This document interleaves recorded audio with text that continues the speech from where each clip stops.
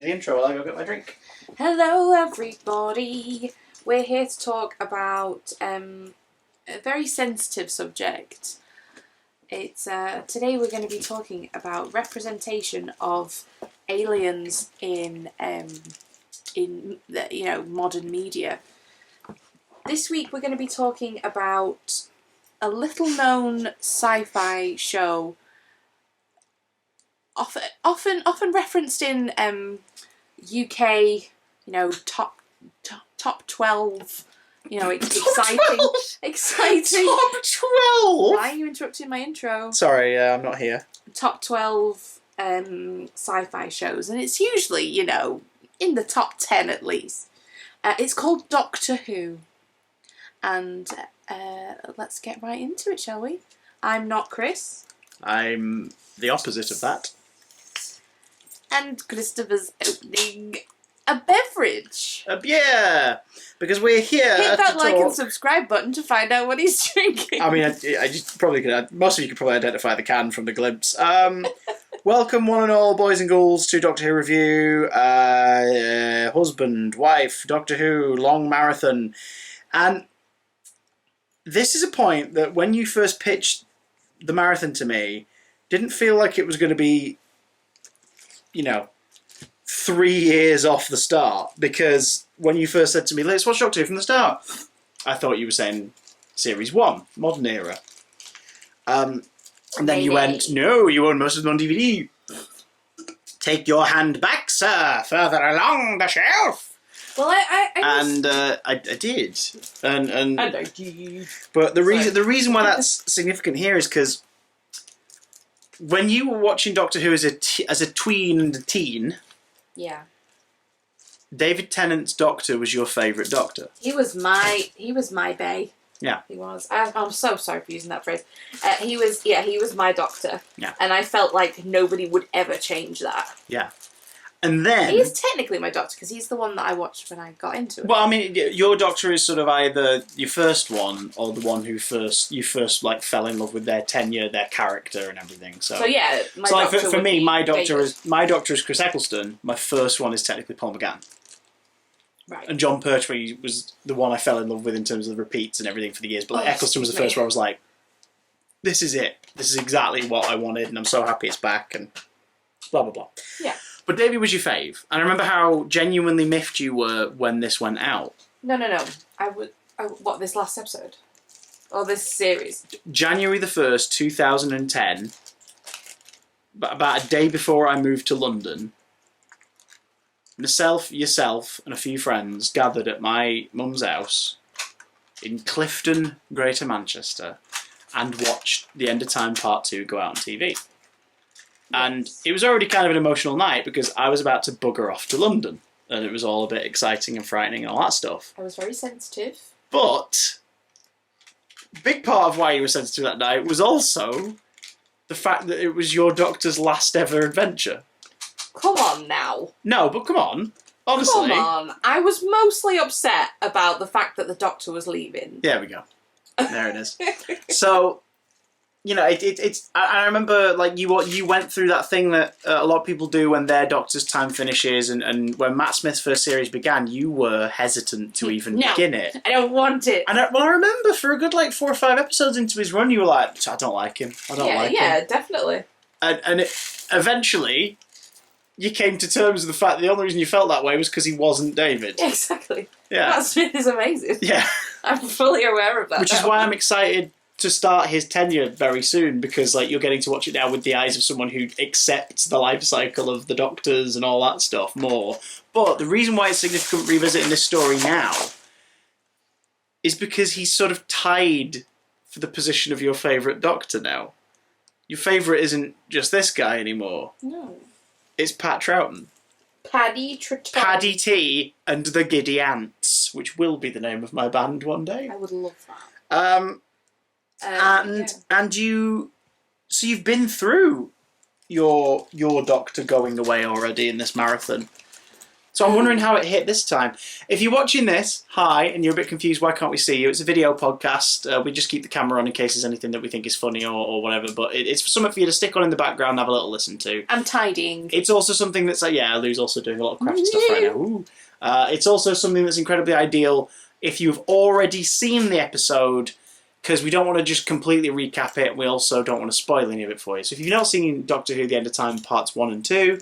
What you doing? Check yourself. What are you doing? Go watch it. But for a better viewing experience, go and watch the entire Russell T Davies era from Series 1, 2005 to The End of Time in 2010. Because otherwise this story may come across as mostly fluff. Yes, this one's sort of become controversial in the years since its broadcast. Has it really? Yeah, because people look at it and go, it's really self-indulgent. What, for the Doctor? For the Doctor, for sort of the era, it's very much seen as this is just a big old circle jerk group fan wank session where they're all going, well done us, oh isn't it sad, la la la. No way. I disagree with that. I mean it is. It absolutely is. I concur, but context is key. Because that opinion started to form in the Matt Smith era and online culture, more people running their own YouTube channels, podcasts, talking about the show, and things like that, where they would look at it as like, it's one of the big ones, because it's the one where the 10th Doctor leaves, the most popular modern Doctor, and this, that, and the other. So they'd revisit it and go, oh, it's a bit indulgent. That's because that's the wrong context to watch this in. Yeah. The End of Time, Parts 1 and 2, is not a story you should randomly put on and watch. It should be watched at the end of a goddamn marathon of the 10th Doctor's era. So is it fan wanky? Yeah. Is it indulgent? Yeah. Can that put people off? Yes. That opinion is not invalid. Is that the correct way to watch it? Nah. No. It's written as a finale. And not just for the Doctor, but for this era, for the showrunners, for the production team. It is meant to be done at the end of a big go, and a big go. Yeah, oh well, it's so yeah, cute. like just like phrase. Think of a certain kind of food that you're not just meant to have on its own. You're meant to have it in with other stuff. You know what I mean? Guacamole. I don't know. People eat guac on its own. Really? That's gross. Oh no. Okay, like. Right. Okay. So anyway. it's the encore at the gig. You wouldn't have the encore in the middle of the gig, or just watch the encore on its own, would you? No. You earn it. Good, you run up to it and you earn it, and it's a big celebration of the night out you've had and the gig you've had. Good and they probably play a hit that you're expecting them to play and they didn't already, or they probably replay something from earlier in the night and they go ham on it. Like. The encore is something that you earn for sticking through everything, and it's a big pat on the back for everybody involved. That's what the End of Time is. So all of that context and preamble out of the way, I love the End of Time. In its place, where it's meant to happen, I think it is a brilliant finale. Because it's not the conclusion to this year of specials, it's the conclusion to everything that we've had over 5 years. Yeah. It ties in stuff from the third series with the inclusion of the Master. It ties in the prophecy that's been seeded in throughout the specials year. And with the first mention of it, can you remember? Planet of the Ood, Series 4, your song is ending soon. Yeah. And he's like, what? Series 4 gets a lot of payoffs because we get more from Wilf and Sylvia. We get Donna's story arc sort of getting a bit of a PS. We get to find out that she's okay. Yeah. Gallifrey comes back. Almost. It's groundwork is laid, and that's the story that's told here. It's not just a, there's not much in this that's brand new. No. The Naismiths are new. The Vinvoci are new. Ah. But he will knock 4 times. The Gate, even, set up in Sarah Jane Adventures. Sorry, go on. If you were to I was just going to say, if you were to watch this on its own, having never seen Doctor Who before, you would be very confused. Yeah. You might be like, oh, this is fun. Which I think, That's about once it. in a while, that's fine. I mean, you wouldn't go and watch the Avengers Endgame. Oh, no, not. Yeah, you wouldn't watch Avengers watch, Endgame on its own, having not seen any others. You wouldn't watch. Crap. What's the last one called? Endgame. Yeah, Endgame. What's the one before it? Infinity War. Infinity War. That's it. You could watch that on its own. You'd be a bit confused, but it's part one of two. So. Yeah, Endgame wouldn't make any sense. Like End of Time Part 1, it works as an hour of telly. If you were cold, you'd be like, okay, what is this? Because you get all the setup. Obviously, they do the setup of like he knows something's coming and it's going to take him, and you get the sense that him and this granddad man know each other, and him and the scary hobo burger eating fella know each other, and like you get the setup with that. But Part 2 is Anyway, again, basic recap story for those who've seen it because you should have done, but this and the other. The Doctor avoids visiting Planet of the Ood, even though they summoned him at the end of Waters of Mars, because he knows that it's going to start the events that lead to his prophesied death. He gets there and it's a little too late. Time's been affected. It means the Ood society's like developing and evolving quicker, and there's little things around the universe that are a bit out of whack because his delay has left whatever is leaking into existence more time to set itself in place. Amongst that is the entirety of planet Earth having bad dreams, which they all forget every day when they wake up, but they all feel it. They know they've been having it, and the only person who seems to remember them is Wilfred Mott. Lovely Wilf, played once again by Bernard Cribbins, our companion for the story. Wilfred keeps getting visits from a mysterious woman who sort of sends him messages trying to tilt the story and aid the Doctor in some way. But not only that, it is returning. He will knock 4 times. All signs seem to point toward the resurrection of former Prime Minister Harold Saxon, a.k.a. The Mustew. The Mustew! The Master. Who once brought back is not quite alive, is sort of in a half dead, half living existence. Takes advantage of the situation at the Naismith Manor with a device known as the Eternity Gate that will heal the world, and instead converts the world's population into clones of himself, or just extensions of himself. Because if he can't get what he wants, he'll take a whole planet, and then everybody could be just as mad as him. Specifically hearing the drumming in their head, which now amplified by 7 billion masters, works as a signal. And we realise that the drumming in his head is not a call to war, it's a call for help throughout time. Because Gallifrey, in its final days of the Time War, need an out. And he is it. He is the key. The story's narrated by the narrator, played by Timothy Dalton, who does a fantastic job, and, I mean, it saves them having to use floor cleaner. All the spit that he left on the ground. Oh, so gross. I know... Obviously. It's the sign of him being into it, though. Yeah, I know, but it's still... Imagine if in the take a bit of spit had come out during his speech and he went, oh, sorry, could we start again? You'd be like, oh, that's a shame. Timothy Dalton! Timothy Dalton! Thank you, Clayface. An added bonus. Yeah. I think the way to do this is to hit character beats and then we'll hit story beats as we go. Go for it. Wilf is a gem.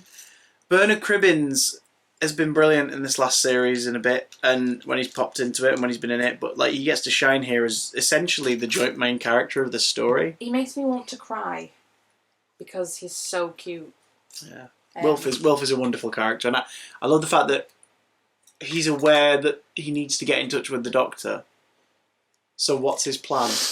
He's hired his friends who have nothing better to do in their retirement home to find him, using all of their connections. What do they call it? They call it the Silver Net or something like that. And it's like... Oh, I can't remember. They basically get everyone looking out for a young fella with spiky hair in a suit. And he's probably near one of them old police boxes. You remember them? Just like the old ones. Look for that. And they managed to track him down. Which the Doctor then points out, like, it shouldn't be that easy. And that something keeps bringing them together. Yeah. Like people spend their whole lives trying to get hold of me, and you found me in, what, an hour? It's like, ooh, that's ominous. But Wolf goes through this wonderful journey in here of like, you can tell part of him, now that the Doctor's here, that his first priority, after making sure that the Doctor is okay, Ooh, his first priority is to maybe reunite him with Donna. Yeah. And the Doctor's like, you don't get it. Like, that can't happen. It shouldn't be allowed to happen because it could kill her. No, but just for a minute. No. Oh, I love that. It's so... No, Wilfred. And like, she's got a fiance and they're apparently fairly happy. Like, they're making, and they're getting by. And Wilf describes it as she's making do. Ooh. Because he knows that, like, deep down somewhere, even though she's gone forever, is the Donna who would just be travelling around the universe with the Doctor and having a whale of a time. Yeah. But yeah, and even all of us are like, no, Will, yeah. we know you can't. Don't do this to us. And the only reason he's here isn't because it's a fortuitous meeting for Donna. Like, he's here because the Ood directed him this way. Oh, the head of the Ood, the sort of the priest or whatever. Let's see, has it got a credit? Has it got an official credit? The Elder Ood, who has a nice little design. Like, he's sort of different. He doesn't have his brain in his hands. He has like an external brain. Yeah. Extinction. And he's Just made up a word. As a result, it's an excuse to have a guest voice, and have a different voice, and it's bloody Brian Cox. Wolverine. Now look over here. There's a Herschel 36. It's like a plate in space. No, Not wait. that No, hang on. Wrong Brian Cox. Hannibal Lecter himself, Brian Cox. Yeah, he's the first person to play Hannibal Lecter in a film. Really? Manhunter. Wait, what? Yeah. Oh. Yeah. Although you immediately quoted X-Men 2, of course. Just a striker. Wilf goes through a bit of a journey in this, in that he basically attends the Doctor's every need and helps him out in every possible way. Aided secretly as well by this mysterious woman in white who keeps dropping hints at what he should do, including taking up arms. Take up arms. And keep in mind, the events of the story don't conclude... Like, the day isn't saved without the Doctor having that gun. You know what I mean? So she has laid the groundwork. She's obviously foreseen enough of what needs to be done. Like when she appears on the TV when it's meant to be the Queen's speech and everything, it's really nice. It's really eerie. The way they shoot her and everything is beautifully done. I mean, it's such a shame that they shot her. You know what I mean? Oh my god! Sometimes you just gotta do it for the art. Sometimes you just gotta do it for the vibe. I ain't gonna do it. Right, just for that. Anyway. Tell me what happens to Wilf. Oh, the woman, the mysterious woman, is played by Claire Bloom as well. Blew my neck. Well done. Thanks. Sorry, what was your question? Wilf's storyline. What do you like about it? By Jingo. It's almost like, well, he's we already know that he was in a war because of the story with Donna, where the Doctor essentially dies that night with the Ragnos. Yeah. I don't know who's in a war. Oh, you mean Turn Left? Turn Left, the one where the Doctor actually dies. Yeah, got you. Yeah. I thought you meant in the Runaway Bride. I was like, he's not in the Runaway Bride. No. And they come up with a namby-pamby excuse in Series 4, don't they? Like the flu or something. Spanish flu or something like that, so he wasn't at the... Coronavirus! Wasn't at the wedding. But yeah, so we know he served. So I feel like this he considers this like his last like adventure since then. His first adventure since then. The mysterious woman points out, it's like, you never took a life, and he says, don't say that like it's shameful. Yeah. So like he went to war, he served in World War II, never killed anyone, and you can tell that he's sort of in that weird position where he's like, not proud of that, but he's glad he didn't. Yeah. And yet now he's kind of thinking, should I have the sort of, courage is the wrong word, but that's kind of how he's convincing himself to go through with it. But then, of course, in part 2, you have that bit where the Doctor knows Wilf's got the gun, because the Master takes it out of his pocket, like, good man, and all that, and throws it away, and then Wilf grabs it before they leave. And the Doctor says, like, you could have shot the Master, and he's like, I don't know, I guess I'm a coward. Because you realise that even Wilf is like, there's got to be another way. Yeah. But then, of course, when the chips are down, he's convincing the Doctor to take the gun. Mm-hmm. He's like, you know that the Master's going to kill you. Like, kill him first. Yeah. And the highlight of this entire story is those two conversations for me. The one in the cafe, and the one on the bridge of the Vinvoce ship. And it's just Tennant. It's just Tennant and Cribbins. Yeah. And it's so good. Eros Lynn, the director, just like really lets it sit with them in those two scenes, and it's so good. It's and it's that extra bit of dramatic delivery as well when he you know, like he says, like when he realizes that the killing the Master could sever the link and possibly reset everyone back to human. And Wilf's like, don't you dare put him above those 6 billion people. Yeah. Don't you dare do it. And even then the Doctor's like, no, there's got to be another way. There has to be another way. And then he gets the realization that Gallifrey's coming back. And that's when he doesn't outright say it at first, does he? But it seeds the idea that is the worst possible thing that could happen. Yeah. And it's done so well when the Doctor just takes the gun without hesitation at that moment. So Wilf says, like, people are coming back, isn't that a good thing? And he just looks at him, snatches the gun, and sets off, like, to bring the ship back to Earth. And you're like, oh my God, what the hell happened on Gallifrey at the end that means he's reacting like this? Because all throughout the series... He's been romantically painting it, hasn't he? Yeah, you know, he misses his people, and that he's sad that he's the only one left, and at the scene where he finally confesses to Martha about it in Gridlock and stuff, is that there's such a romantic... Even in this, they do it in part 1. The Master talks about the fact that he had land and estates and stuff, and like, do you know what I mean? Describes their childhood together. Yeah. And it's this beautiful, romanticised, like, thing. And so why is he so scared? Because that Gallifrey's long gone. Wilf is wonderful, and the fact that he is the inevitable... Like, the reason why they're tied together is because Wilf is tied directly into the Doctor's fate. That scene where obviously all of that has just happened. The Doctor's won. He's the Master's made a sacrifice, and he's there, and he's broken, and he's tired, but he's alive. And you can see the joy on his face as he realizes that they've done it. Like, it's over. But he's so worn out. He's completely worn out. And then he hears 4 knocks on the glass. Because Wilf is in the chamber the radiation funnel that has to be manned 24 hours constantly. A day. Yeah. And he can't be let out unless somebody's on the other side. Which wouldn't be a problem if it weren't for the fact that the whole thing's about to flood with radiation because it's broken down. And then the Doctor just like completely goes off on one, saying that he doesn't want to die, he doesn't deserve to die, it shouldn't be him, he should be rewarded, and it's like he's being punished. And like an absolute selfish brat, basically. But we'll get into that. But go on, Wilf's side of it.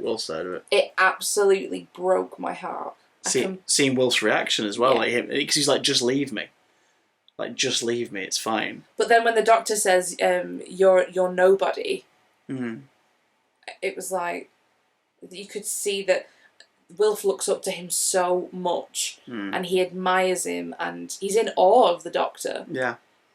And seeing the heartbreak in his eyes to hear him say that about him, it was hard to watch. But you can see at the same time Wilf knows the Doctor's he's just venting. He's just like Wilf isn't taking it too personally, but it still hurts him. He does for that second, because obviously you would, wouldn't you? Yeah. And then he changes and is like, just leave me here.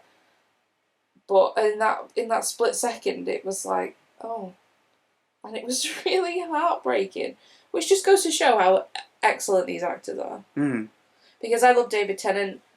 This series, he's a bit of a knob. Well said. Thanks. But here, I mean, when we were talking about underlying threads throughout the whole of the recent, the newer series of Doctor Who, one of the threads is also he's not good on his own. Yeah. And this Donna exemplified that the most by being the mate who finally turned him around. Yeah. Yeah. And I mean, Martha says it when she leaves. She's like, "You need somebody," doesn't she? Donna says that. Oh, does she? Oh. Martha might say something like it, but that's not Donna, because Donna's. But that's the point. Martha says to him, like in the Sontaran Strategy in Poison Sky as well. She's like, "I'm so glad that he's got you." She says that to Donna, so she makes a big point of being like, "I'm so glad he's got you." Like that's where they really emphasise the idea that he needs a mate. He needs someone to keep him in check. And all that, of course, is all subtle world building for the series finale of Series 4, where it's like, oh, now he has no one. Yeah. Like, oh god. But, I mean, in this... Which leads, of course, to the end of the Waters of Mars last time, specifically. In this series, though, this is what happens when he is on his own. Yeah. He thinks himself a god. He thinks himself so entitled and deserving of everything. And Wilf is there, and he just brings him back to earth a little bit, and makes him realise that was a douche. And if it weren't, and it makes you think, if it weren't Wilf, if it was just, some random person. Oh, he does love his Earth girls, doesn't he? Would it have been the same? Yeah. It's you get the... Again, just those two scenes, we could analyse those two scenes in depth forever, because they are beautiful. The whole, I think you look like giants, and I'd be honoured if you were my dad, and... If it were somebody that was, helping the Master, I mean, obviously it wasn't because they were all him, but if it was somebody that was helping the Master, would he have just gone like, "No, you deserve it, bye," and left them to die? Yeah, that's what you mean. Because he's feeling so entitled and thinks he's the best and... Thinks he's the dog's tits.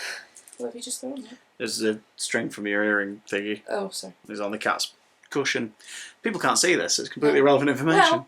Well, let's talk about... There's something you could think about. Let's talk about the villain of the piece. So, which one? Yeah. Well, let's talk about the main one, shall we? Alexandra Moen reprises her role as Lucy Saxon, as we learn that she is once again a pawn in his plan. This time to be resurrected. P-A-W-N. Oh. This time to be resurrected because we learn that the totally not the Rani cackling Rani hand from Last of the Time Lords was totally not the Rani cackling Rani hand Last of the Time Lords. It was a lady who was in charge. Actually, what's her name? She's got a really ridiculous name.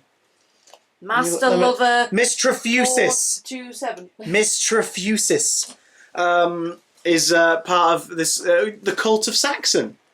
It turns out Harold Saxon, so the Master as Prime Minister, had leaked out this information very slowly to like a proper, devoted cult of people. Yeah. That he was like basically the truth, or at least some of it. They knew that he was from beyond the stars. Yeah. They knew that he had grander plans to dominate the human race, and they believed in him and wanted to support him and worshipped him. Because why wouldn't you? Because the books of Saxon, the secret books of Saxon that were out there with all these instructions on how to resurrect him, the things they needed. Basically, for one of probably the first time since maybe the TV movie, we see one of the Master's contingency plans. Because obviously so much of the classic run, he'd seemingly dead, and then he'd come back. Yeah. And that's part of the charm of him in a way, was the idea of, oh God, are you not dead? What's going on? Whereas in the TV movie, we see the whole, the gelatin serpent thing and it possessing a body and all that stuff. And then obviously his plan is to take the Doctor's lives and basically make himself a Time Lord again that way. Yeah. And this time we see that, oh yeah, just in case he ever died, he had this chemical compound that would basically bring a version of his body back into existence. But all it needed was a DNA stamp. So Lucy Saxon's pulled from prison because obviously, as far as the world's concerned, she shot and killed him on Yeah. the Valiant. Yeah. Which she did. But, like, that's all people know. I'm assuming Torchwood or Unit or somewhere knows more, but she still has to be incarcerated because she killed someone. And she probably helped him go along with all sorts of this, that, and the other. And they never imply in the original stories that she was, like, you know, in a trance or anything. Like, she was wooed and abused, and, like, there was an element of Stockholm Syndrome to her marriage with him. Yeah.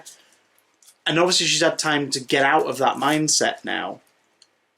Because even though they use, like... I mean, Christ, has she not washed her lips in 2-3 years? But they take the DNA sample... And they, you know what I mean? Because they take the DNA from her lips. Lips today. But you know what I mean? They take the DNA. They take the DNA from her lips. Do you know what I mean? Sorry, it's like. But she. Is it like his imprint or something? Yes, a DNA imprint. That's the last thing they needed. You're probably like all over my body. No, I'm joking. That can't be said on YouTube. Anyway, he starts to sort of be summoned back, and he's clearly sort of manic, and then she disrupts the process by, like, because she knew all about it, destroying, like, they'd come up with a sort of counter agent to the chemical thing that they were using to resurrect him. Yeah. And the guards at the prison, even though she's doing time, the guards at the prison were in on it because the guard who's there helps her out and gives her the solution. Yeah. So it's like, how deep does this go? How deep does And she throws it in, and what results is an explosion that blows up and kills the majority of the people in the prison. It's all of them, isn't it? Including the cult of Saxon and Lucy Saxon herself. But that's when the Master emerges from the rubble. So his story arc in terms of his place in the story in this, like the Naismiths have been doing research into him as well, like, and believed that he was going to come back one day. Because they needed an alien mind to work on their machine. That's Abigail Naismith. And her father, Joshua Naismith, a basically evil billionaire character. They've got all of this alien technology called the Eternity Gate, or at least they call it that, and they want to crack it so that it can be used to make her immortal. And then they would, for business reasons, sort of sell off versions of the process, so they'd maybe cure people for cost and things like that, but they wouldn't do what they're going to do to her. So they've got hold of this. Yeah, the basic plot of End of Time really is creepy billionaire and his creepily doting daughter that he has a creepy relationship with. Played brilliantly by the two actors, but it is creepy. Very creepy. I've got hold of an alien healing machine, and they need an alien intelligence to help them fix it. So they target Harold Saxon, the former Prime Minister, who they are aware may or may not be resurrected, and they're keeping an eye out for him. Meanwhile, two alien agents, played by Sinead Keenan and Laurie Lewin as Adams and Rossiter, or Laurie Lewin, or as you said when you saw him on screen. What did I say? Which quote was it? It was a Horrible Histories quote. Gods! You're just doing his Science is sinful. Oliver Cromwell, basically. Yeah, he's one of the six Beatles of the Horrible Histories lot. It's like him, Alice Lowe, and a couple of other performers who aren't in the Idiots Assemble gang, but like Idiots Assemble. Yeah, there's a whole fandom online for Horrible Histories. Anyway, point is. Well, I understand. What do you call it?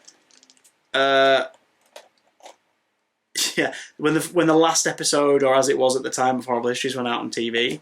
I introduced it on CBBC and I said, the Idiots Assemble one final time. It's the series finale of Horrible Histories. Aww. And for about 20 minutes, my Twitter was blowing up from people going like, "You know about it!" I'm like, "Yeah, I'd spotted it." You acknowledge us! I thought it'd be funny. Anyway, he is one of us. He is maybe one of us. So these two are the Vinvoci, an alien species that have become aware of what these guys have got, and they're basically rocking up to monitor it and make sure nothing untoward happens. With the plans, I guess, to steal it back eventually and take it off world and get it out of the way. Can I just point out again how cool Vinvoci is? The word as a word, yeah. And I like the makeup, and I like the fact that it is a derivative of Banacafalata, and I like that they acknowledge that in the story and stuff. But it also gives us an excuse for Wilf to jot out brilliant lines like "God bless the cactuses." all that sort of stuff. So pure. Cactuses. That's racist. That seems so pure. I didn't mean it. So that's the plot. There's an alien device. Creepy billionaire needs it fixed by an alien. Meanwhile, some other aliens are undercover trying to stop it being used. Well, the Master fixes it, and as the Doctor will find out, it's like, oh, so he's just... They kidnap him after finding him after several instances of him devouring homeless people and fighting the Doctor. SWAT team is sent in to retrieve him. And when he's brought in, he fixes it. After very loosely threatening to eat Joshua Naismith. And he fixes the thing, and they're actually like, oh no, he's done nothing wrong with it. And the Doctor's like, well, I don't get it. Like, he's got to try and turn this to his advantage. How does just fixing it do that? Till you realise that the Master's going to set himself as the template for this healing machine. Yeah. Literally. And then everyone on the Earth turns into the Master. And they're all connected, and they're all separate beings, but they're all kind of attuned to each other. Which, of course, is a plot point later. John Sim is fucking brilliant in this. Pardon my language, but my God. Yeah. No, he is going for it. Like, he's playing this like this is his second and last stab at the character. Do you know what I mean? And it's like... He knows that, this is David's last one. He's got to take the floor, but he's got to be up against someone you believe he might lose to. And his Master was already tailor-made to be, the opposite to this Doctor anyway. So for him to just go hell for leather is such a joy. Hell for leather, that's a great phrase. I love the loose explanation as to why his appearance is slightly different. Because he also says, like, the two homeless guys at the site who've been given the free burgers. Yeah. And again, that's lovely world building from Russell. Like, you don't really get a full story, but you get a sense of who everyone is in that little exchange. Yeah. Like the lady working in the burger van and everything, you get a sense of who everybody is. And that whole bit where he says, like, the guy who doesn't talk very much is like, you look like that old Prime Minister, the one who went mad. Because obviously the last thing everyone saw of Harold Saxon on the planet was him declaring that the Earth belonged to him and his friends after the president was killed. Killed the president. And then that was it. That's all the world remembers. So, yeah, and I love the fact that he's like, that's hilarious, isn't it? The only he says, like, master of disguise, and he sort of just gestures at his very, meekly dyed hair. And he's just, like, stuck looking like the country's old prime minister. And, oh, God, that whole bit where he's like, I'm so funny. I am literally splitting my sides. And you get the first, like, glimpses of his skull shining through his face. Because, of course, Lucy Saxon cocked it up. It's gone wrong. We're once again in Crispy Master territory. Like, he's dying. He's not going to continue. He is going to die. So he makes himself everyone. And then you realise that's taken a bit out of him, and that's when he decides to follow the call to war and figure out the next stage. Yeah. But I love this take on the Master for this story, the superpowers, the lightning hands, the creepy leaping, the dinner time, and all that stuff. Sim getting to play actual crazed Master for the first time. Like, we've never seen the Master actually crazy before. He's unhinged, but he's sophisticated, or he's camp, or he's loving it. Boy, you crazy. Would you know what I mean? Like, every incarnation prior to this has clearly been, like, enjoying the stuff that they're doing. Yeah. But in this one, stuff. But, like, the stuff. But in this, the whole, like, the rants about food and Christmas and all that stuff, it's like, it's so... You can tell Sim was having a ball playing it. And then I love the flip-flopping. We get to see a master... Sorry. Stop. Focus. So sorry, I am focused. No, you're not. You're juggling. You're literally juggling. It was very funny. You just love a flip-flop, don't you? Sorry, but you know what I mean? Like, he wins later on. We get to see it. It's the second time now we've got to see the Master win and revel in it. Although, unlike the year that never was, this time he won for, like, a day. No. I think all goes horribly wrong. But, he gets to play around with the character a lot, and you see that slither of doubt when the Doctor is like, you are brilliant. Like, you don't, like, just travel with me. Like, seeing the universe's ownership enough. And it's a call back to a conversation that Pertwee Delgado's versions of the characters had and stuff. And it's, you see that moment on his face, don't you? Just that brief flash of, like, maybe he's right. But nope, got to go ahead with the plan, because at this point he realises that the drumming in his head is in 6 billion heads. And we learn where the drumming came from. We learn Is that. this the first time where you learn what it is? Well, that's the thing. There's a throw. I can't remember which one it was, but there was a throwaway line in an earlier story, and we noticed it at the time, where someone says it's always like he's answering the call to war and conquest, and that's it. The modern series is the first time they set it up. Yana hears this drumming in his head. Yeah. And then the Sim incarnation, it's his motivating factor. He hears this call to war in his head, this 4-drum beat, over and over again. Mm. And when he comes back in this, he hears it again, and it's stronger than ever, especially now that he's the whole planet. We learn in this that it's possible the Master's always heard it, but only now is it taking him over. Yeah. Because only now is it relevant. Because the drumming, which apparently started when, as we found out in Series 3, when as a child he gazed into the untempered schism, and it said that was the day that this began and he went mad. Mm. We learn that was put there on purpose by the Time Lords, the Time Lord Council in this story, so that at this point in time it would act as a receiver. They'd be able to pinpoint where he is in time, then send through the sort of the final physical connection, the white point star, meaning that they knew where he was, and he had, even though the time was time locked and no one can get to it anymore, there was a physical point of retrieval. Yeah. So they'd circumvented the time war by setting a get out of jail free card in his past, and then at a specific point in time and space, Earth, during the events of the story. And then they begin to pull Gallifrey through. The plan isn't to just pull it through and, hey, it's safe, because they know that as soon as they do, everything on it, surrounding it, or attacking it, will also come through. Yeah. But now that they've broken out of the time lock, they can begin what the narrator, the head of the council, has decided is the only course of action to win the time war. Which we learn from the Doctor that this is what he knew about and is why he brought an end to the war. Yeah. Because he learned that this was going to happen. This was not the specific events. The Doctor wasn't like, right, so one day I'm going to meet the Master and it's going to be on Earth. And no, he just knows that Alonzi. They were planning something called, here's that John Hurt's version, Alonzi.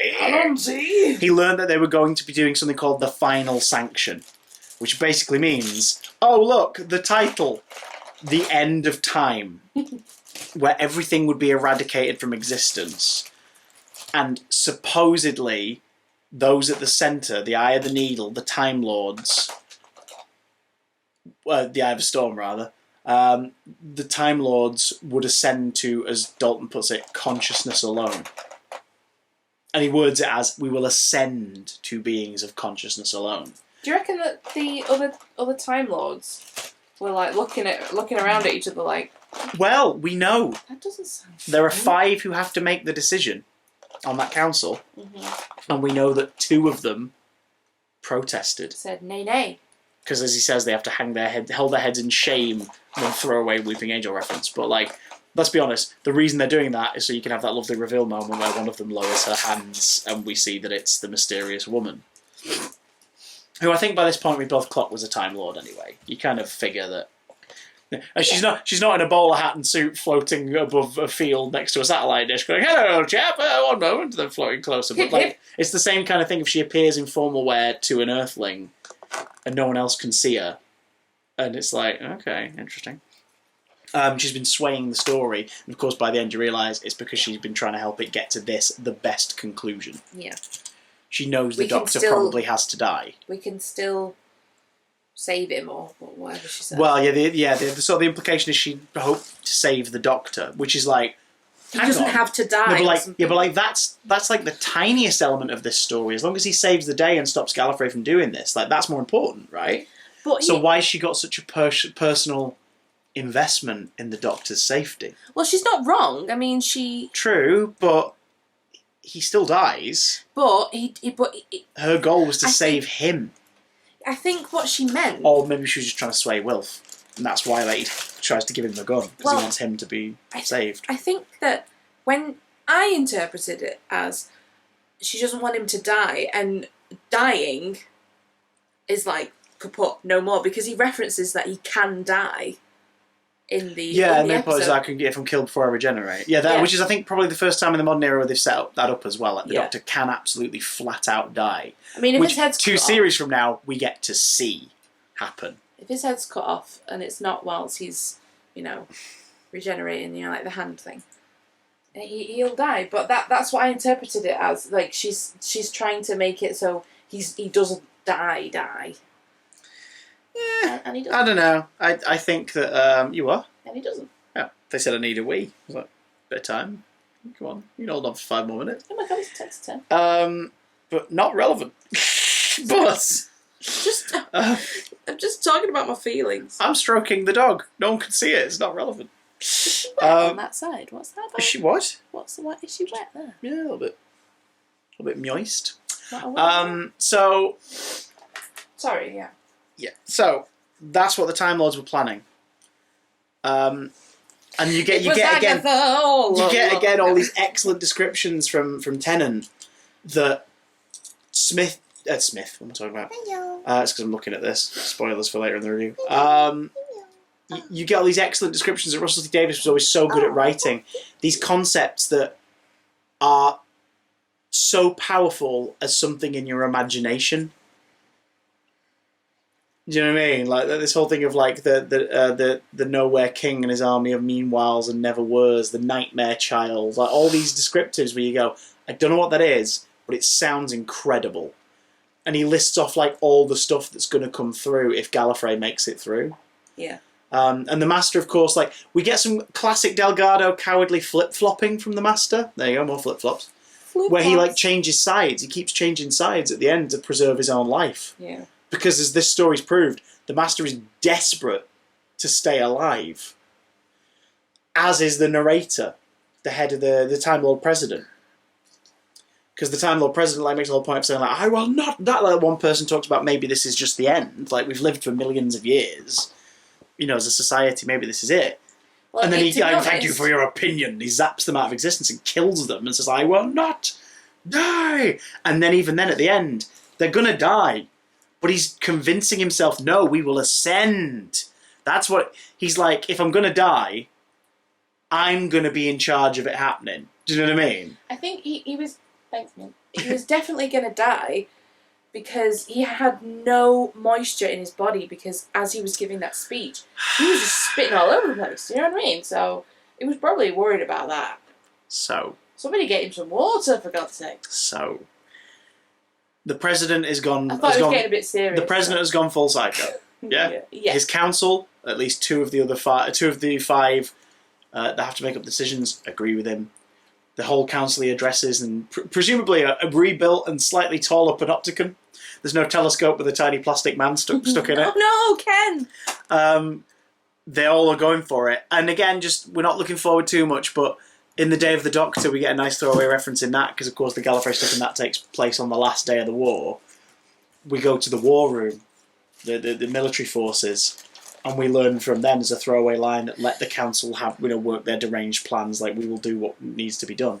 So you get this sense that the High Council of Gallifrey, like the people of Gallifrey and the military and everyone who's trying to keep everyone alive, have shunned them. They're like, nope, Sodom. Like they're off in the Panopticon and the Citadel. Let them do their thing. We've got to fight. We need to keep everyone alive. Yeah.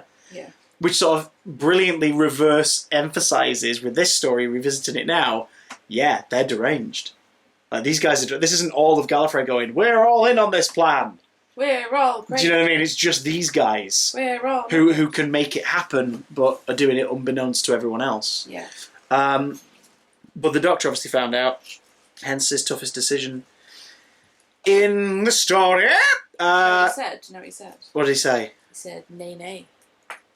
No, he said, no more. No more.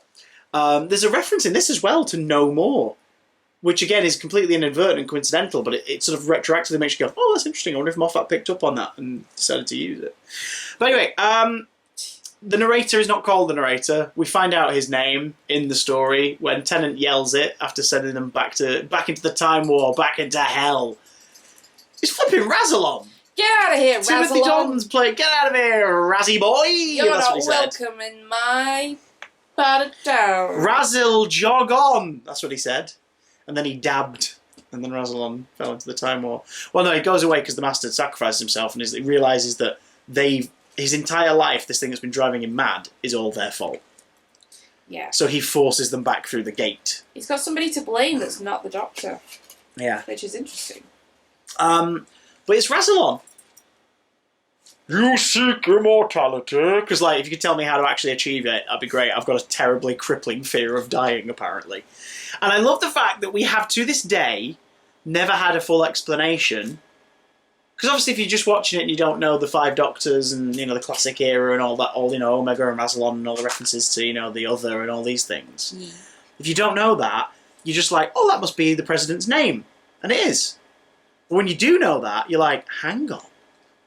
Razzle, one of the founders of Time Lord Society. Like the guy who brought around the concept of regeneration. The guy who stops despots and megalomaniacs from becoming immortal and taking advantage of his secrets by making them immortal as part of his tomb. Like, he's obviously someone who's, very powerful, but is trying to stop people misusing that power. Yeah? Yeah. And yet, here he is, terrified of dying, willing to destroy the entire universe to save his own skin, or at least his pride. We will ascend to beings of not aliveness. Like, catchy. What's happened to him? Do you know what I mean? It's kind of interesting. It's like, so they've resurrected him, and he's terrifying, and is terrified of the concept of not existing anymore. Can I just ask? Mm-hmm. What were they expecting? What do you mean? He was crazy. Was he? Yeah. Razzle. What do you mean? He's a perfectly sensible man, putting his remains in the secret of immortality in a giant tower which you can only enter from beneath, below, or from above, with many death traps and chessboards that electrocute people. He's pie. And if he's a completely sensible gentleman. If you succeed, he puts your face on a rock. Wow. Wow, wow. And quick! Cat, apparently. Quick, it's the Horn of Razzle. Quick, Sarah Jane, fall down that slight incline. All comes back to Sarah Jane's slight incline. I like the lack of explanation, because it just adds more mystery to what's happened with Gallifrey since we last saw it. As did the new series when it reveals early on that his planet is gone, his people are dead. Do you remember how brilliant that felt? It was like, wait, what's happened? What the hell? No, but do you know what I mean? Like, as a narrative device. Do you remember how brilliant that was? As a narrative device, it's amazing, because you're suddenly like, hang on, what's going on? Doctor Who? ? Like, there's mystery to it still. And that's what's happening here. Like, what's happened to Razzle? And why doesn't he have that really cool special edition voice anymore? Because he regenerated into... You seek immortality. Because he's not Brian Blessed anymore. He wasn't Brian Blessed. We watched it without the special effects, special edition stuff on, remember? And he was like, you seek immortality. You seek. That voice you feel that voice is too shrill for those jowls and that moustache. It needs to be more booming. Dalton's great in this. He's really, really good. Don't voice shame. As is Claire Bloom as the woman. She does a lot with a very vague part. The Doctor recognises who she is. She gestures in a way that leads him to figuring out the actual solution to the problem, shooting the machinery that has the connection to the Time War. Who do you think she is? I think she's definitely somebody from his past. Mm-hmm. Could be... I think that too, but I don't necessarily think he knows. I think it's up in the air whether he knows who it is or not. Yeah, I was just going to say this because... I mean, how old is he? 900 and something? Way older. Way older, but he's been claiming he's been 900 since his seventh incarnation. When we get to a point, we all like that age. No, but like since his seventh incarnation, he's been claiming he's 900 odd years old. So I've been claiming I'm 21. God's sake. And the popular fan theory is that the Ninth Doctor claims to be that age because he's sort of like subtly wiping off years of stuff that's happened, That he doesn't know i.e. about. the Time War, and Yeah. Well, and this story sort of lends even more to that, because he talks about how, like, you know, he's taken lives before, led other people to do it, and he realizes that, you know, that was wrong, and it doesn't make him any better than the people that he faces. So you get the sense that the current incarnation is kind of ashamed of the person who he used to be. There's a bit of shade thrown at the Seventh Doctor, really. Do you know what I mean? Like, the Machiavellian trickster, and, you know, the Eighth Doctor's obviously had to do similar things. We assume, because, you know, non-canon, canon, etc. well, I mean, that episode with Colin, when Don't be surprised if I don't join you. Yeah, exactly. But you knew exactly what I meant then. Yeah. Well, this thing, the Doctor is the Doctor a tool? Just to remind you, this guy right here. But specifically, like, him 2 lifetimes ago, i.e. what I did without choice, committed double genocide. Throwing 2 evil guards in an acid bath that were trying to throw you in the acid bath is peanuts compared to what he did to end the Time War. Wow, he's a jerk. Why do we all support the Doctor? I'm boycotting the Doctor. Do you not remember? The 7th Doctor buddy blows up Skaro. Like, he says to Davros, don't use that weapon. Davros is like, I'm going to use it. He uses it, and it's been preset to blow up Skaro. And he's like, oh my god, you destroyed my whole planet. The Doctor's like, I told you not to use it, you dickhead. It was quite a lot, you know, more unlimited PG. rice pudding, etc., etc. Well, what I was saying was that so he's that old. He's so very old. He's regenerated God knows how many times. Well, we do know. Well, did he regenerate before that? Because with Paddy, he goes through all those phases. Oh, don't get started on Series 6B. Come on now. That one's too fat. That one's too thin. That one I want to put in the bin. Oh, and of course the TARDIS children. That's looking forward. Stop looking forward. Anyway. Yeah. So whoever it was in his past, would have probably regenerated by now. Yes. So would he recognise whoever that was? Maybe just by their eyes, because they do tend to recognise each other, don't they? Sort of, yeah. They can kind of feel each other's presence. He's there. I can't remember his name now, but I know you mean his mate from uni and stuff. You recognise? He's like, Sigma. Hey, it's you. Oh, Doctor, what are you doing here? Theta Sigma, alright, mate. Hello. Oh, look at your face, isn't it weird? You know, like they can recognise each other without, you know, having not seen each other in a long time. Not always, but it can be done. When it's plot convenient, they can basically. Yeah. Hey, the Doctor, the Master. She just snogged you. You don't recognise her. Okay, moving on. So I think he does know her. Who do you think it is, or don't you? Because my personal belief, I like that it's open. Yeah. And I don't care who it is. No, I don't. I'm more interested in the idea that it could be a number of people. I don't think it matters.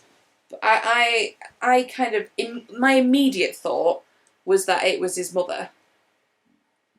Yeah, or parent. Or parental or guardian. Yeah. Currently mother. Yeah. Okay. Why that? I don't know. Because she was an old lady. And I genuinely think that's why. Like in my head, it's like, oh, she's been trying to protect him. I mean that theory matches up with what a few of the people who worked on the story say. So here's from Wikipedia. Whoa. One of the 2 dissident Time Lords, described as the woman in the credits, visits Wilfred on several occasions, appearing and disappearing in unexplained ways. When she lowers her arms to stare at the 10th Doctor, he appears to recognise her, but when later asked by Wilfred about her identity, the Doctor evades the question. Sorry. British newspapers The Daily Telegraph identified the character as the Doctor's mother as early as April 2009. The episode's writer, Russell T Davies, wrote in an email to journalist Benjamin Cook, which you can read in the book The Writer's Tale, specifically the expanded version from the second printing. I like leaving it open because then you can imagine what you want. I think fans will say it's Romana, or even the Rani. Some might say that it's Susan or Susan's mother, I suppose. But of course, it's meant to be the Doctor's mother. So that's the writer himself. But he also started that statement with, it's open. Yeah. So Russell's like, he wrote it, and as far as he's concerned, it's the Doctor's mum, but that doesn't mean it's the Doctor's mum. Yeah. And I like that. I don't know if it'd be his mum, because I'm like, why would he not have said hello to his mum on the council before? He's had loads of adventures with the High Council of the Time Lords. He's been made president several times. Like, you would have been like, all right, Mum, how you doing? If I had to pick someone, I think it's Romana. I love that. Because, like, you know, she was in... The last time I saw her, she was in E-Space, like, helping people in E-Space. The cat people. Yeah. But, like, we don't know what's happened since then, or how many lives she's had since then. The Time War's broken down all kinds of different reality things, hasn't it? So what's to say E-Space even exists anymore? So... I like that there's a lot of theories about it. But ultimately, I think we both are on the stand of, we don't care. No, because it's just interesting. It doesn't matter. Yeah. Ultimately, it does not matter. Yeah. But I like it a lot. Because again, he might not recognise her. Because what's she doing in that moment? She lowers her hands, like, behind Rassilon. She's rebelling. She's, like, showing her face. And she indicates where he needs to shoot. You know what I mean? So Tennant obviously plays it with recognition. But it might not be that. Does she do that? Yeah, because when she does that, that's where he clocks. Because at that point, you can tell he's panicking and he doesn't know because he can't decide whether he needs to kill the Master or kill Rassilon. Yeah. And then she does that, and he sort of clocks, and that's when he turns around to face the Master again. And he does the whole "get out the way," and the Master realizes what he's doing as well. Clever. Clever boy. Very clever. But then that also emphasizes the point I was making before, that he's not this big godlike person, or Time Lord, sorry. He needs help. He cannot make these decisions by himself. Did you just quote The Nightmare Before Christmas? Yes, I did. I'm an elected official. I can't make decisions by myself. God damn it. Jack. Should we talk about... Sorry. He's not home. Where is he? He hasn't been home all night. Shall we? It sounded more like 8, Welcome didn't it? to our read-through of the script of Nightmare Before Christmas. Let's talk about the man of the hour. Let's talk about the star of the goddamn story. Donna's fiance. No. What's his name? Mr. Who's Tony? Mr. Man. Who's Tony? Mr. Man is his name. Mr. Badger. Mr. No, I'll look up his name. There's so many in-jokes in this. I know, it doesn't make sense to anyone. Oh yeah, Neris is in this too. What a trooper. Sean Temple. This is going to be Noble. He's going to be Noble Temple, and that's when Wolf reveals that. Like, no, they've already worked out. They're going to be Temple. She's going to be called Temple Noble. Donna Temple Noble. David. Why does she need both of her names? Oh, for God's sake, David. David. That's for you, Crystal. He does a great job in this. Who are we talking about? Are we talking about the... David Tennant, the Doctor. Oh, right. I can see why people... talking about Shaw. I can see why people have an issue with him in this story. Because he is acting sometimes very selfish. And he is acting like a screaming toddler sometimes. He is. That's the point, though. But they have, again, having watched this after watching his era, you know, chronologically, with regularity, and especially the specials, it makes sense. It makes total sense. This Doctor, we've charted his story before, he was born to be Rose's space boyfriend. Takes her accent. Googly-eyed, like, romance through space. Like, they're obnoxious in Series 2. They're so sweet and so saccharine and so soppy. Yeah. Synonyms. And they, you know, when he loses her... I'm trying to think of that bow joke. Yeah. When he loses her, they go off the edge. He goes off the edge. Yeah. Like, he does irrational things. His first story without her, he nearly stays there and watches the Rachnos and all of her children die, and die in the process himself. Because he's like, what's the point? Martha's a callous rebound, and he doesn't even realise it. And he doesn't give her due respect until she turns around and is like, yeah, I'm going to go now. I sacrificed like a year of torture for you, but not worth it. I'll see you again. I'll absolutely hang out with you, but go away. I love space in that, but... I love space in that. And then Quote Martha. Martha Jones. That's the title. I love space of that. But ... Sorry. Yeah, he has the adventure with Astrid, and again, like Astrid's sort of like this wonderful encounter where you can feel this romantic spark between them. And this is this doctor who is born to be this romantic, dashing space boyfriend. You can kind of buy it in that story. You're like, if these two travel together, how long's he? But like he would probably stay the best version of himself. Mm-hmm.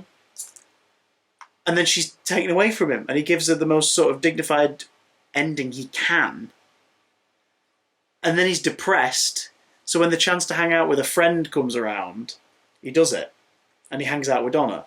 And he has the best year ever, and she makes him the best version of himself he ever could be. In their first 3 stories, 2 of them deal with the idea of genocide. Yeah. And she makes him come out of it the best way possible, making the right decisions, or making the best decision out of a horrible situation, like in the fires of Pompeii. Like, she makes him better. And then he loses her. Of course he's going to go off the rails. Yeah. Of course it's going to go downhill. And you can see as well that this incarnation, and again, I know it's a big point of controversy with a lot of people, the idea that he says, even if I do change, it still feels like dying. It's like, I die. Everything I ever am dies, and a new man goes sauntering off, and I'm just dead. And a lot of people took that as a horrid dig at Smith, and not specifically at him, but the idea of, you'll never like the next ones now, because you'll know how the Doctor really feels. No, I think it's just how this incarnation feels. Yeah. It's just how this incarnation of the Doctor feels. He's selfish. Yeah. He's a hero. He'll do the right thing, but he's a bit of a dick. A bit of. He's the flashy sports car middle-age crisis Doctor. Yeah, definitely. Like, he doesn't want to stop. And also, like, again, with hindsight, what we learn from Moffat later is that this one is the second to last incarnation. Sorry, baby. So he might just be railing against it because it means whoever's next is it. Like, after that, do you know what I mean? Yeah. It's just, you know, a lot of the Doctors face their death with dignity. Yeah. And it's an incredibly admirable trait. The 3rd and the 9th in particular have these wonderful moments where they're comforting the person they're with. I mean, 4 as well, to a degree. Yeah. They're comforting the person that they're with and letting them know that it's going to be all right. And it's beautiful. I mean, it's still why Eccleston's regeneration into Tennant is my favourite regeneration, because he goes out with a smile on his face. Yeah. And it's just, it's so wonderful. That doesn't mean that every regeneration should be like that. Yeah. 7 dies in the most undignified way ever. He dies on the operating table because the person operating on him panics after having been near fatally shot to death in an alley. The second one is forced to regenerate as a punishment. Like, he doesn't always get a good end. Yeah. So, you know, the 5th one is a noble sacrifice, but he still dies of spectrotoxemia poisoning. Do you know what I mean? It's horrible. So I don't mind it. And I like the fact that he bites his tongue, he lets out his little shitty tantrum, and then he does the right thing. Yeah. And that's the thing, it's like, what's the prophecy? He could have turned it down, but you spend so much time, especially in part 2 of this, establishing that he's like, there's always got to be a better way. Like, taking a life is not the right way. And even I've made that mistake time and time again. So when presented with the fact that he has to save Wilf and kill himself to save Wilf, of course he's going to make that decision. Yeah. Of course he is. Let him have his tantrum. Let him break Wilf's heart temporarily, because Wilf understands. And then he gets a really big, again, controversial, smug ending. It's like, where are you going? To get my reward. I don't hate it. I don't hate it because, again, if you watch the story on its own, it's self-indulgent. If you watch it after watching 5 years worth of this team making the show, knowing that Martha and Mickey and Captain and Alonso and Rose and Donna, like, none of these characters are going to be part of it again going forward. Yeah. why not have a 10-minute victory lap? Yeah. Why It's been... flipping not? If you really hate it and you want to reduce it, have him go off to get his reward, edit out every scene except for the one where he gives the lottery ticket to the nobles at the wedding, and then cut to him regenerating at the Powell estate. There you go. There's your streamlined version. But I love it. In context, I think it's brilliant. I think it's been a proper journey. Yeah. With the 9th and 10th. It's a goodbye to both of their era. Yeah, exactly. Yeah. Kids have grown up watching those two. A kid who started high school for series 1 is leaving high school shortly after this goes out. Yeah. So it's a big chunk of people's lives. So why not go and see all of the characters that you've met in this and say goodbye? Because you're not going to see them again. Yeah. I think people get upset about the stupidest things. Controversial. So we learn that Martha and Mickey are working with or outside of UNIT's jurisdiction to fight aliens and are married. I think that was more a shorthand to show that both of them got a really nice ending with a person that we've grown to like. Do you know what I mean? Yeah. I feel bad for Dr. Tom Milligan. I know. Like, holy shit. What happened there? We see that Jack, again, for reasons we'll talk about next time, Jack's off in space, brooding, depressed, in the worst spot of his life. So the Doctor sets him up with a booty call, specifically Alonzo Frame, midshipman Frame from Voyage of the Damned, presumably based on his outfit and his mood in the day, like, immediately after the aftermath of Voyage of the Damned. Yeah.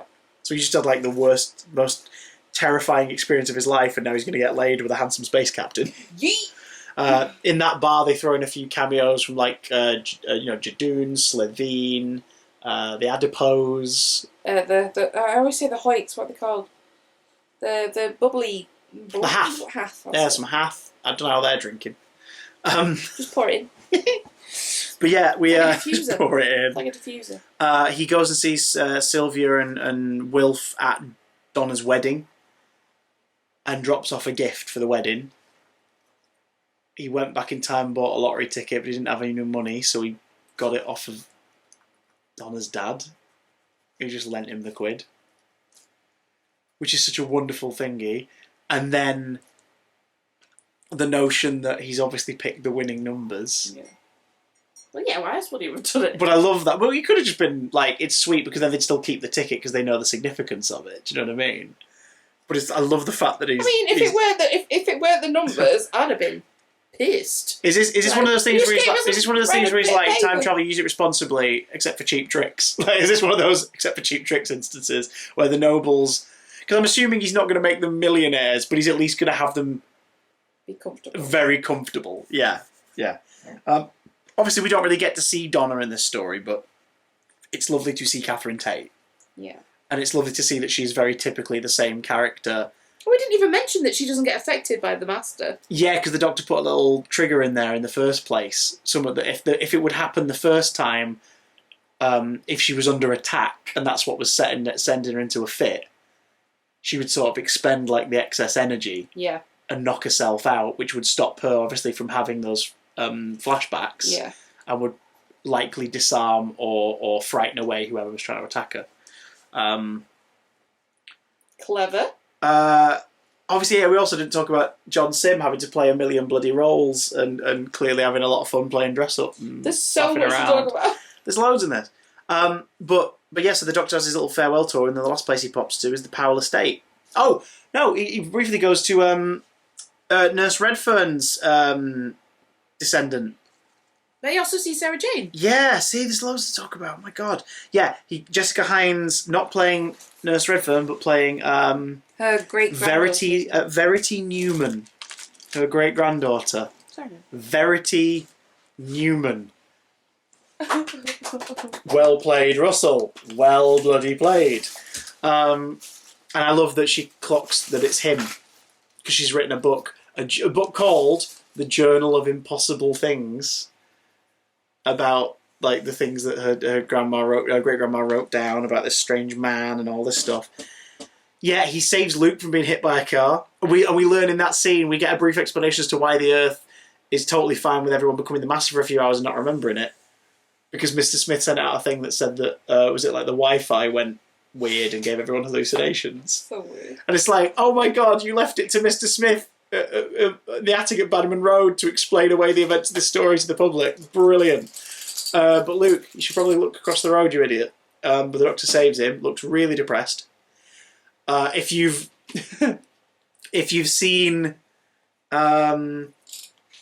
if you've not seen The Wedding of Sarah Jane Smith and the Sarah Jane Adventures, it still works because he's like, it's you, because of course Luke saw him over the call. Yeah.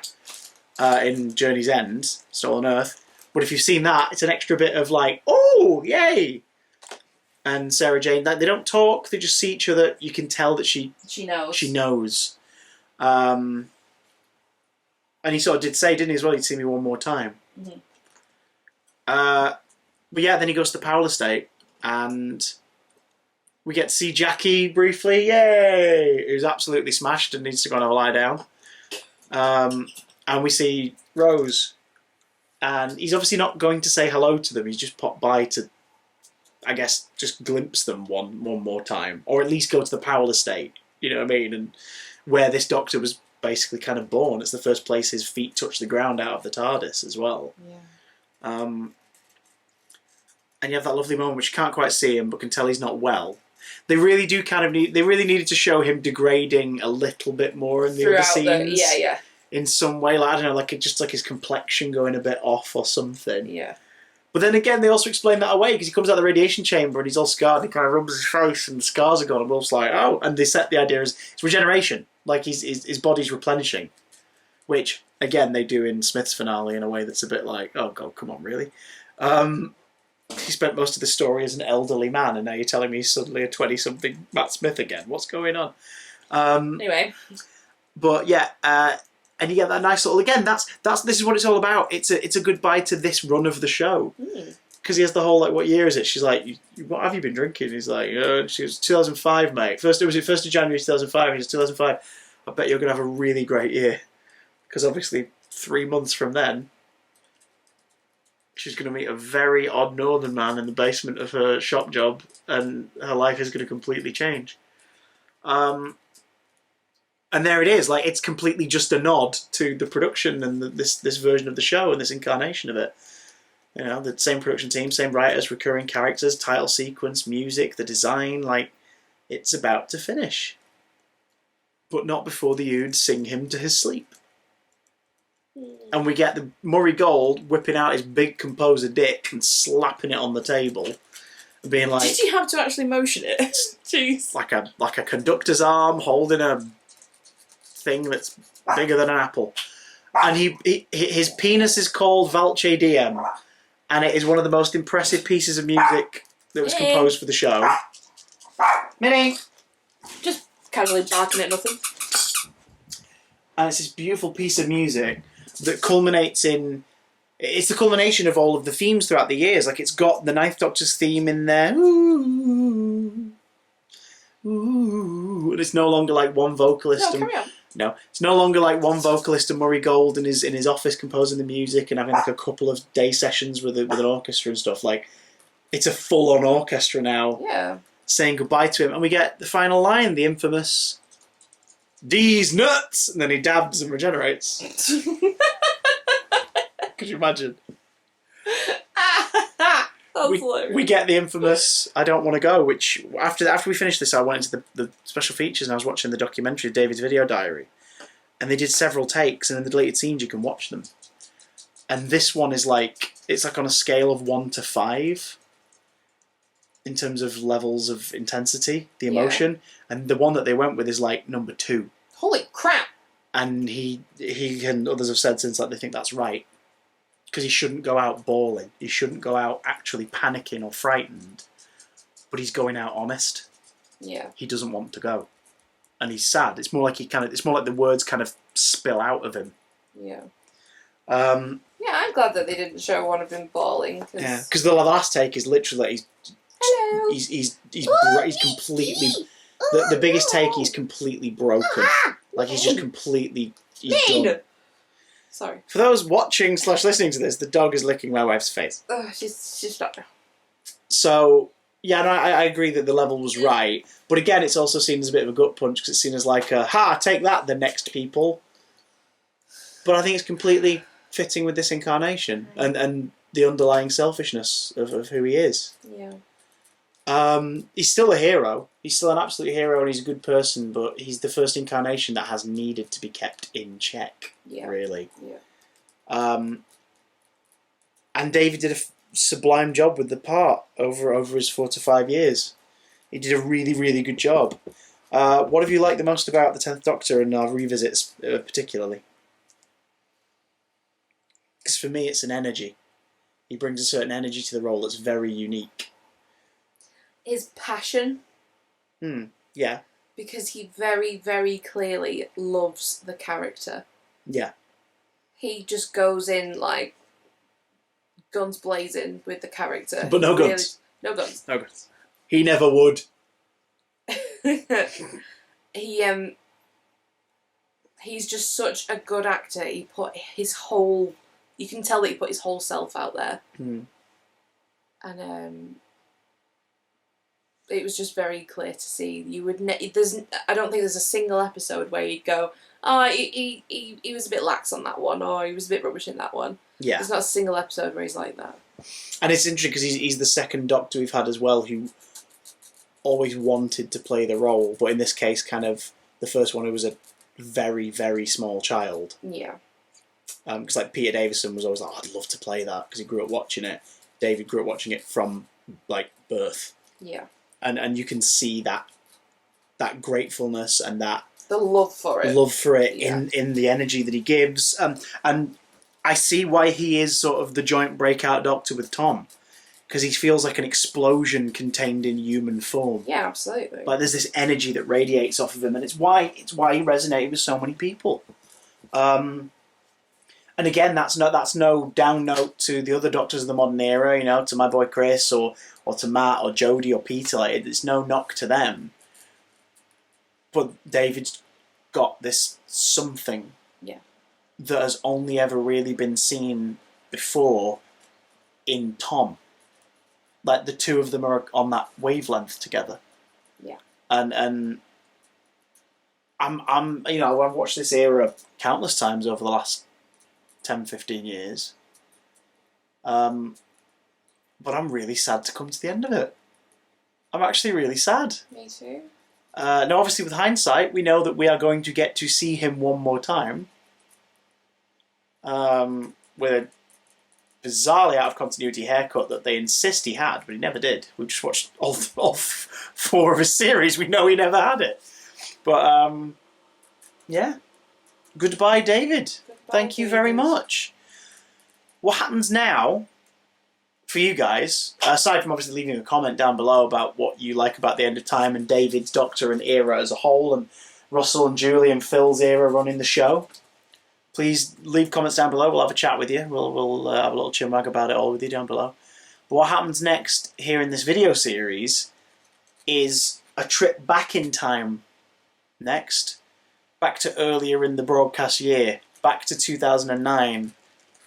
Where we're going to be revisiting what I think is probably the most powerful piece of Doctor Who related television ever made. And something that not Chris has never seen before. Never seen it. I'm looking forward to it. We are heading back to Cardiff and London and the terror of the 456. Next time on Doctor Who Review, we will be talking about Torchwood, Children of Earth. Not a light one, so maybe avoid it if you prefer the more family-friendly stuff. Uh-oh. But after that, and I'm actually really excited about this, after that, we begin a whole new era for the show. And as much as I've just bigged up David, the era of the show with, I think, the finest actor to play the role in the modern era in terms of being the biggest revelation.